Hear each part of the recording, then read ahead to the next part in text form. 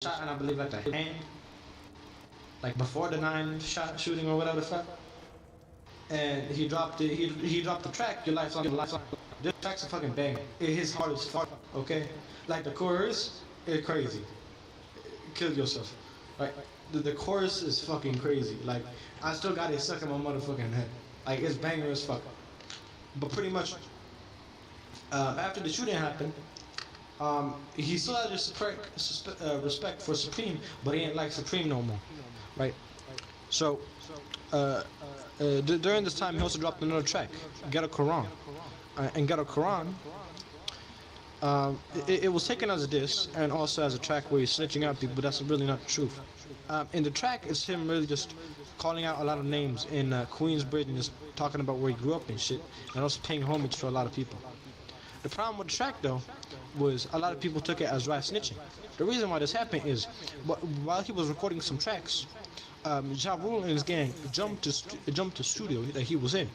In there, no one snitched, but the one person that did snitch was a DJ. The DJ was just there to do his job, but he ended up reporting to the police, you know? And because 50 Cent was like the prime guy, you know, he was the guy recording music, you know, he got put on the list, you know? So people thought 50 was a snitch. Truth is, he ain't do nothing. After what happened, hold on. What happened after was, hold on, I'm fucking dying inside right now. When that happened, there were people that believed, like, strongly believed that 50 was a snitch, and there's also people that believed, nah, my nigga 50 clean, you know? So, a general consensus was 50 had dry snitched. Dry snitching is pretty much, it's difficult to explain it like off the bat, but I'm gonna try my best. It's like you snitch, right? But it's like vague. It's like you did not even intend to. It was like accidental. Plus, it was like really vague. You know what I mean? It's like, yeah. So, in the track, it's him like pretty much saying that guy sold coke, that guy sold dope, and a bunch of other shit. You know. And because the stabbing that happened, the police asked him about the track, in which he quite literally told them the responsive, just go listen to the track, you know? And, you know, and when people found this out, they genuinely believed, yeah, the nigga 50 a snitch, you know? Truth is, a lot of it was just really like a misunderstanding, you know? Snitching in the streets goes far, you know? When you call a nigga a snitch, you sentence him to death.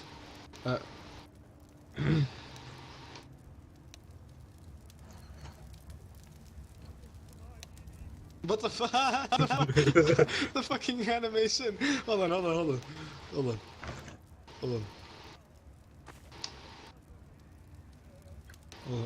gotta do that again. Fuck.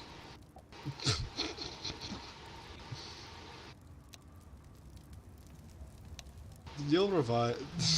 Take this piece of bread removal. Yo, Scarly, entire shelves of food behind us. Just don't take it all or I'm gonna pop a cap in your lip. Anyways, back to the story. After Get a Quran drop and the whole snitch thing happened, a Supreme, you know, believed that 50 wasn't a snitch, but he said the song could be interpreted as snitching. The main point people were throwing out was that the track Get a Quran, it got people arrested. Oh shit, right? So, oh fuck me, oh my god, you're a dumb nigga. Okay. Right? So, when the track got dropped, people wanted 50 dead, right? Because they believe they got people arrested, right? But 50's constant response when people say, like, oh, you snitching on people, his response was, who did it get arrested? Because as far as we know, it never got anyone arrested. The track never got anyone arrested. He never stated enough information, you know. And what he did state was public knowledge. This is something like police already know about, you know. It wasn't really snitching. You know, it was like a middle ground where it's like you had to be stupid to believe that he was snitching, you know. But the next major incident we're going to talk about is when he put up the Ja Rule's music video. Ja Rule was filming a music video, and 50 got, I believe he got rid of it from E Moneybags. E Moneybags was a drug dealer in Queens and all that kind of shit. So E Moneybags was also a very close friend with 50. Actually, speaking of E Moneybags, I forgot about this as well. E Moneybags, the Supreme team, which was Supreme's gang, um, the leader or whatever you want to call him. He went by the name of Black Just. Nickname was Justice, right? E Moneybags had some personal hate for Supreme. The reason why I have this is pretty much in the streets that would be there's something we call discounting. Well, I mean discounting. You know what discount means, right? It was that, but pretty much it was for cars. You would find people that steal cars, and they would sell you that car for a lesser price. That's what discounting means in the streets, you know. And he found a girl that was called Z, I believe. Yeah, Z. And the girl was willing to, sell him the car and all that, you know. So he gives her the money, you know. And nothing happens with the car, right? So he's like, give me my money back. And she tells him, you gotta speak to Prodigy from Mobb Deep. Mobb Deep is a popular rap duo. I don't want to get into it, right?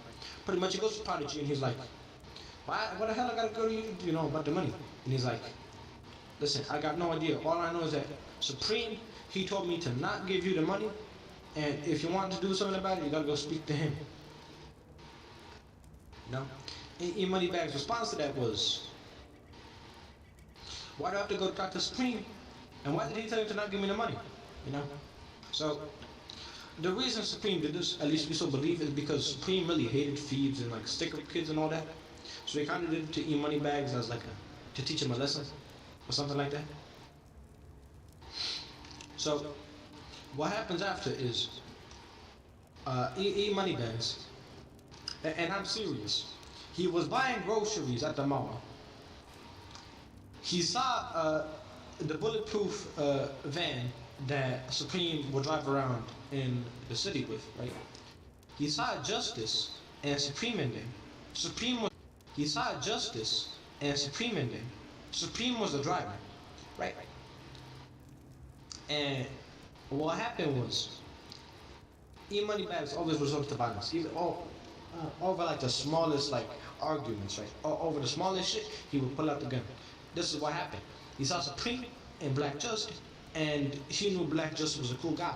Black Juice is the guy who helped out 50 when he was young. Black Just is probably the reason why 50 Cent is even a rapper, you know? What happened was, E Moneybags, he brings out his gun and he starts shooting at them, right? Supreme brings out his gun too and they just start shooting, right? Pretty much, they drive by each other, right? So, E Moneybags doesn't hit any shots except a couple. Those couple land in Justice's thigh, and they also hit the main artery. So, but the good news was, and from what I've read, the hospital was like less than a minute away. They were pretty much next to the hospital, if anything, right?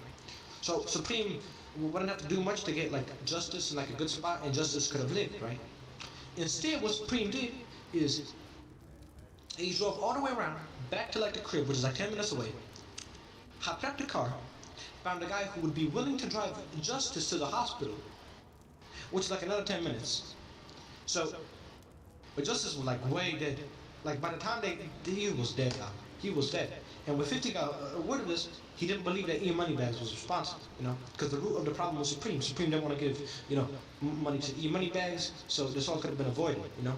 So in 50's eyes, E Moneybags also being a very close homie of his, Supreme was a bitch. So that's when he pretty much hated Supreme. From that point on, he despised him.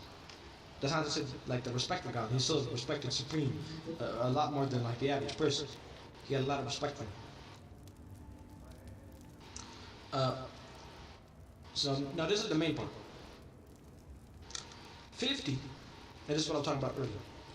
E Moneybags, I think it's E Moneybags. He informs 50 of the music shoot for Ja Rule's new music. Right? Ja Rule and 50 have exchanged multiple diss tracks and a bunch of other stuff. So he pulls up, and in reality, 50 Cent's got a gun on him, and he's intending to kill Ja Rule. Now, in every Ja Rule music video, Supreme is shown one way or another. What it's like for a split second, he's there in that motherfucking music video. And he's always there during the shootings of these music videos. He's kind of like their protection. He brings along this gang to protect Ja Rule from like getting killed or something.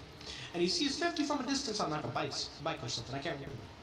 And he goes up to him personally, and he's like, "Listen, I know what you want to do, but don't do it. You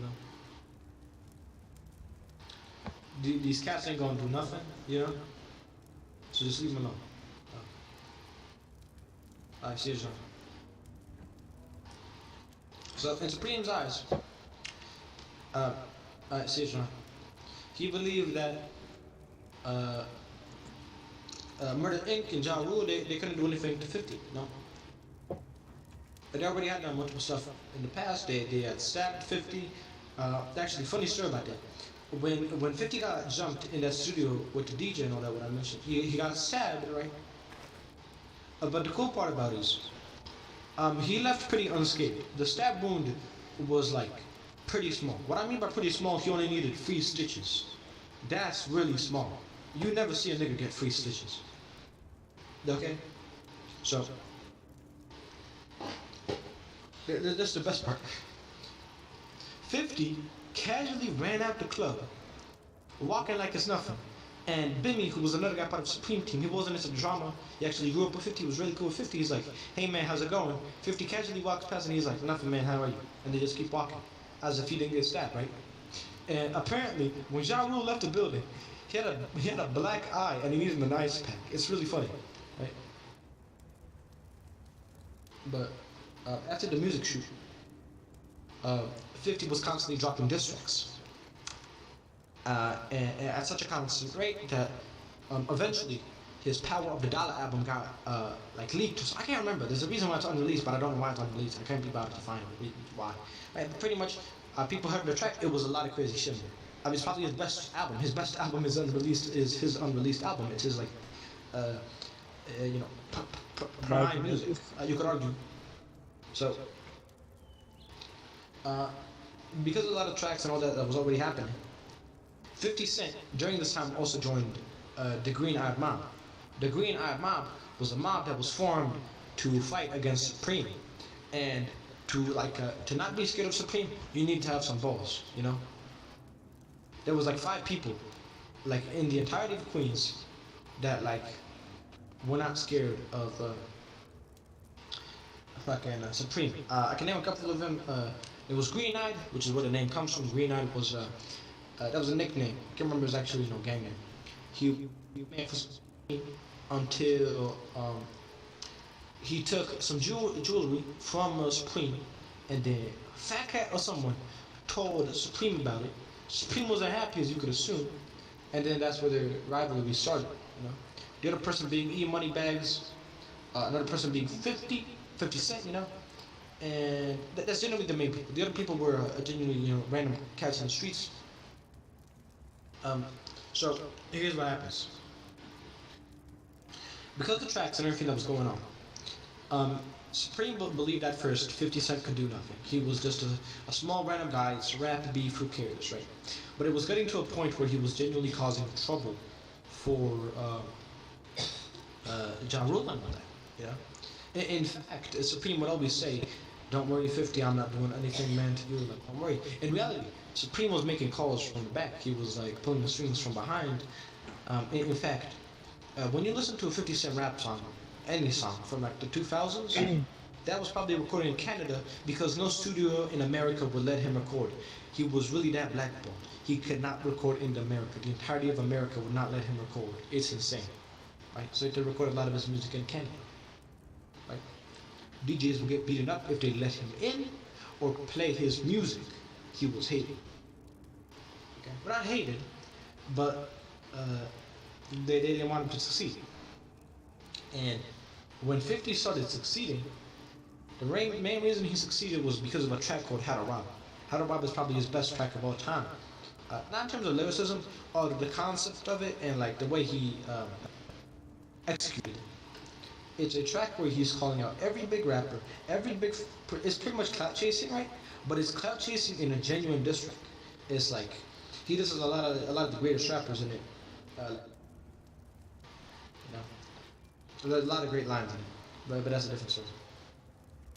So once that happened, Supreme was done, right? And he noticed how bad it was getting. John Woo could die. Supreme could have died for all we know. You know, and here's what happens. He puts out 3 hits. Maybe I can't. Maybe 3 or 4. I can't remember. Right. But 1 hit on 50. 1 hit on Green Eye. Another hit on E Moneybags. Here's what happens. 50 was the first person to get attacked. His attacker was the cousin of Mike Tyson. He was shot in, I believe, the lower leg, the hand, his left cheek, and there are a couple other spots. So, come back, Activation. Come on.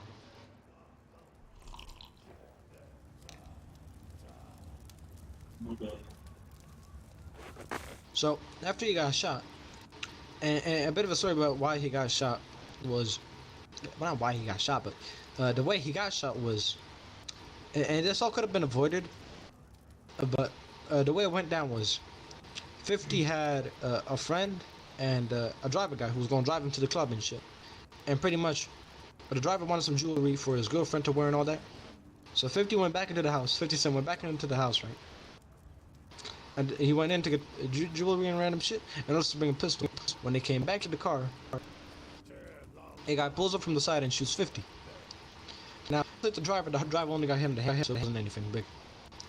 They quickly drove 50 to the hospital, and 50 got pretty lucky. He didn't lose that much. He had a fucked up voice now. He lost a wisdom tooth, and that was about it. That was the only like really permanent things, you know, that really fucked him over. Other than that, he was really lucky.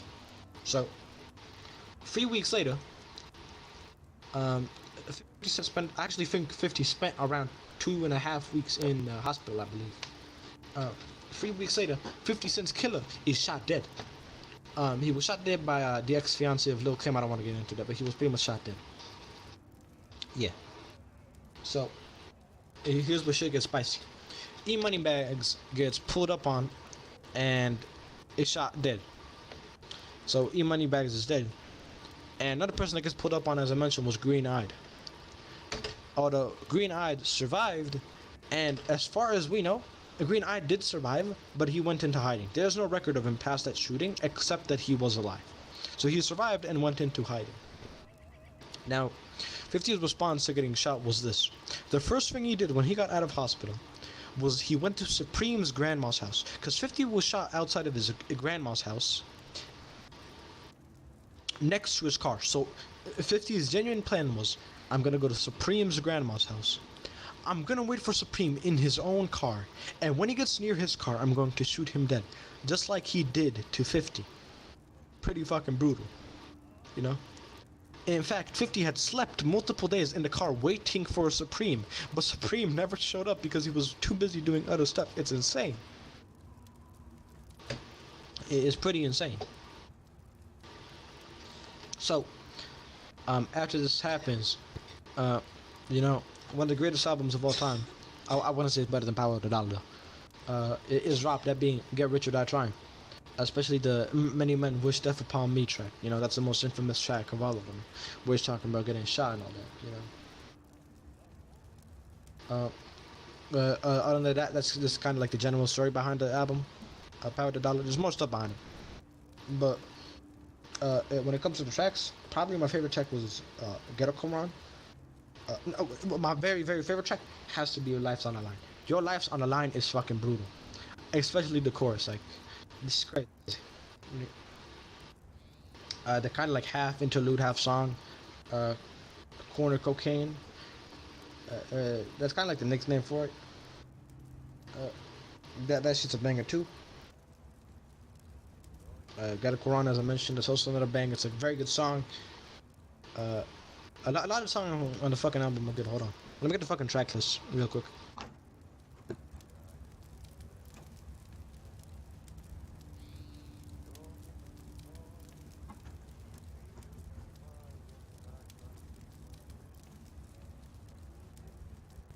You want okay? When it comes to storytelling, the best track has to be "The Good Die Young." That track hits very fucking hard. It's one of the first tracks on the album, and it's one of the best, without a doubt. It's one of his best tracks in general. This album also featured tracks he already had released before, the actual thing itself dropped, because a lot of it was getting leaked, and what wasn't leaked he already, released. Had It Rob, like I mentioned, is also arguably his best track of all time. It's insane.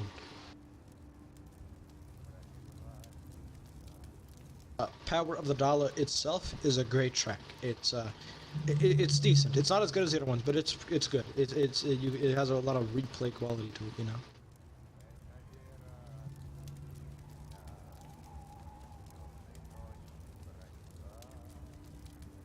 That Ain't Gangsta and As the World Turns are another fucking good track.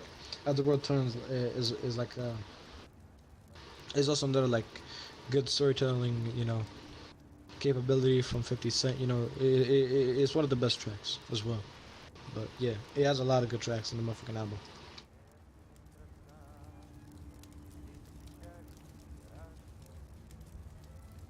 But yeah, the best track is definitely Your Life's on the Line. Your Life's on the Line has a fucking crazy chorus. Like, it's good when I say it's good. It's like, it stays at you. But yeah, that's my review on 50 Cent Power of the Dollar. One of my favorite albums, arguably one of the greatest albums of all time. Probably top 10 in rap music, that is. Yeah, that was pretty neat actually. Yo, so there's one CP on right now, so one we can start it over, or we can just keep talking about this concept. No, it's one CP, man. No need to play like faggots, man. Let him be. We're not doing Muhammad or the Quavon gameplay. Just leave him be. So what's your plan? Quavon, you there, man? Yeah, Quave, wake the fuck up. Wake up. Man, where the fuck those divorce go? Yeah, Man, the divorce. Oh no, divorce is still there.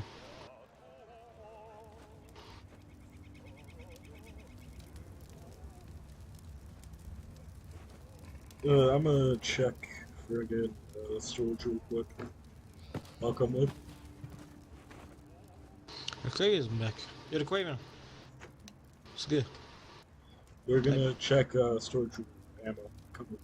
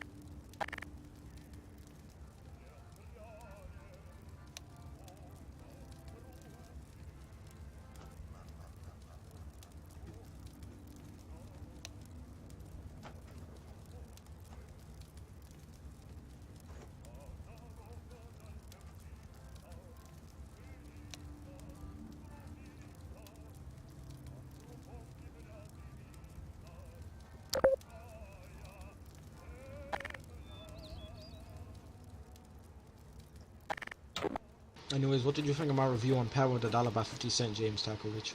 Actually, it was pretty good. I mean, I've never listened to 50 Cent, but he sounds like a good rapper. He is a pretty cool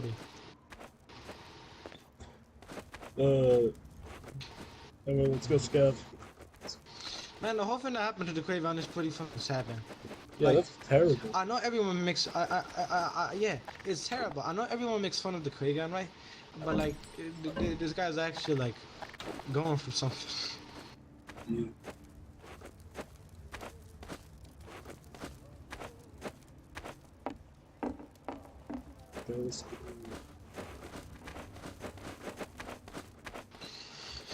Alright, let's go scavenge.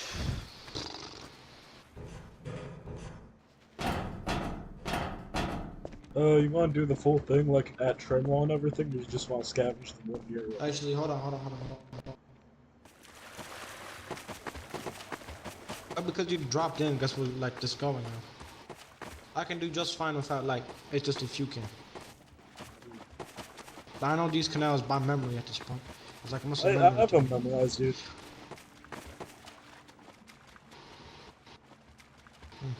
That's a good skill. A lot of people, they're not really capable of memorizing the canal. I've seen so many people like, oh no, we need light. Don't get me wrong, that's good. It's better to go with light. But we'll probably go back. We'll go back. It's not worth it.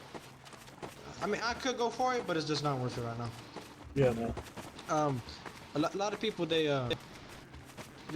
don't bother to like learn the lines, you know. Left. You know. I've seen like people like Muhammad. You think Muhammad will be a god at canals, right? But don't worry about any damage, right? Yeah. He doesn't know some basic shit about canals. I've seen him say shit like, oh no, computer hardware is rarer than mechanical engines. He's bullshitting. Like, if it was, dude, if only, right? But it's not. Mechanical engines are arguably rarer than magnums. Crouch. Right? So it's quite interesting to me that like he doesn't know this. It's like it's clear that he hasn't spent a lot of time exploring the canals. He spent more time focused on killing the CPs. You know, it's like he's more about like the money than like not knowledge. If you get what I mean. Yeah. But that's just the way it is. Like the 50 Cent track, As the World Turns.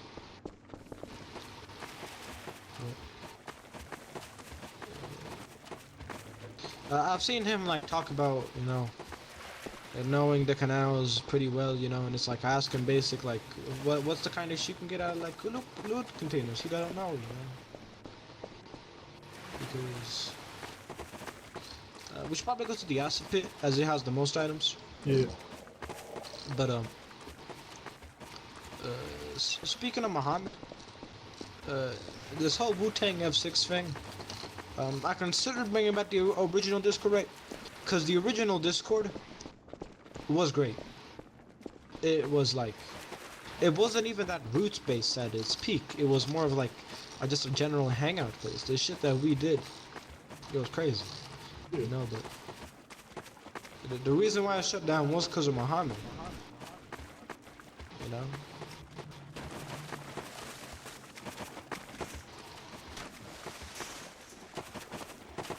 Fuck off.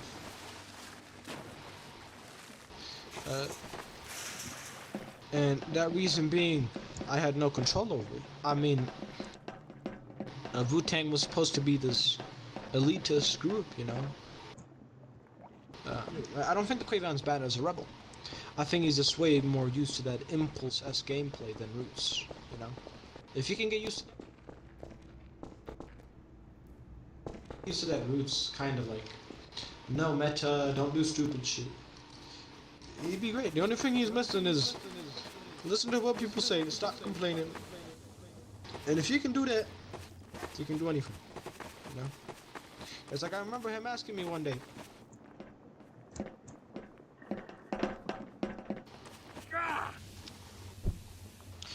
he asked me one day, like, how good I thought he was, right?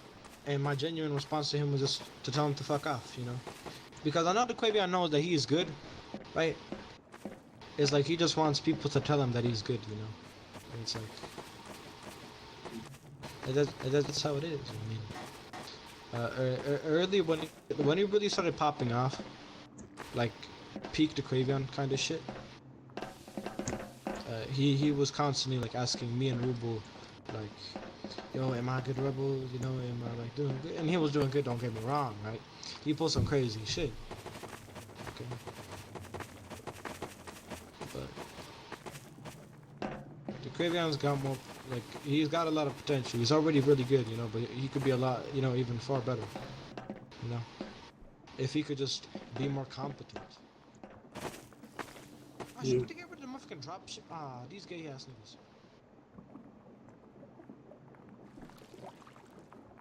You good?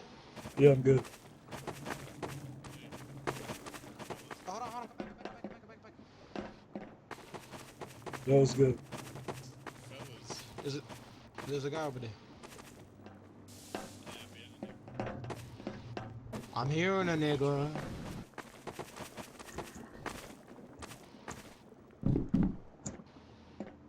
Hello, my kind sir. What's up, man? What's good? Yeah, it's a big fucking open area, but you know, you can't walk through it. You know what? Actually, make a good point. I thought that was bullshit too. Like, it's a big ass open area you can't walk through. Like, you make a pretty good point. So that's by, you know. You know what can go through? Items. What? Items can go through, but you can't know the size of the item. I think at least. Anyways, man, you just gotta kind of wait. Yep. You know, wait for the train. You'll be fine. Anyway, bye. Have a great time. Let's go, Tiger Beach. Pick a.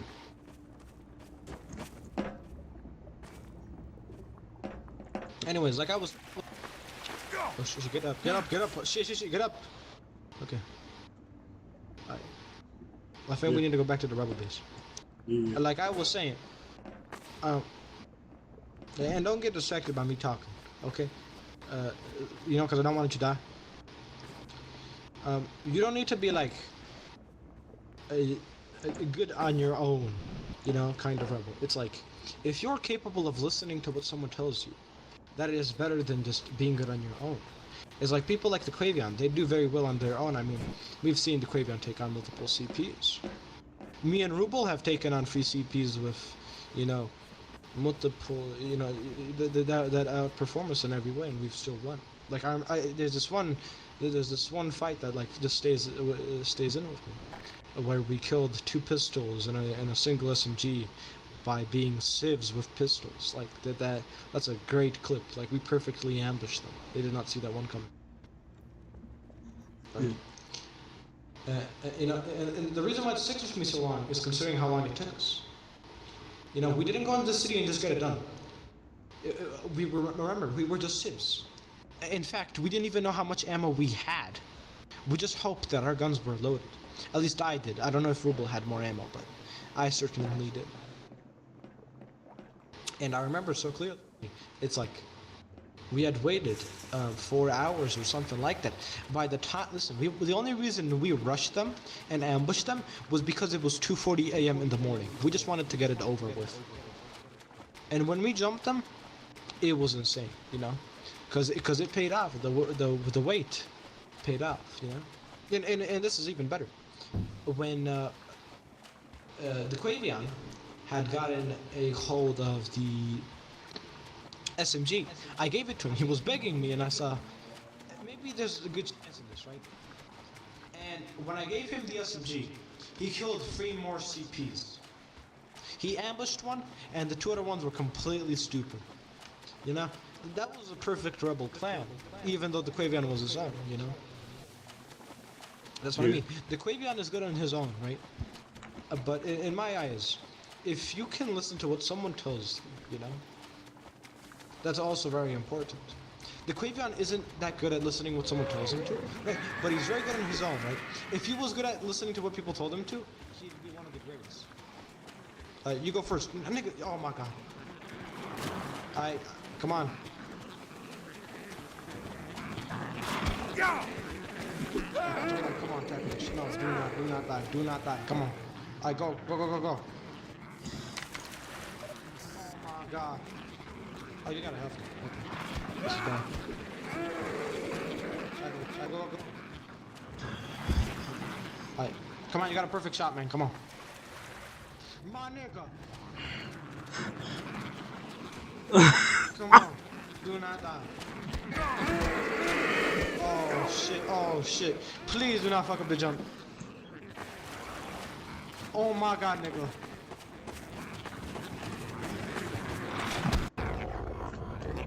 Oh my god, bro.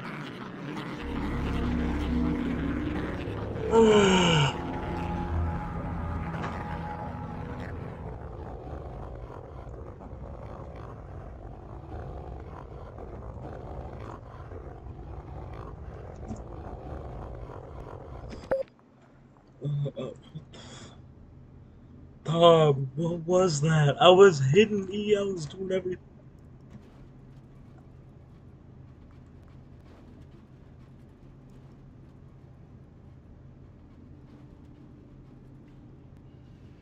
That is the most embarrassing thing that's ever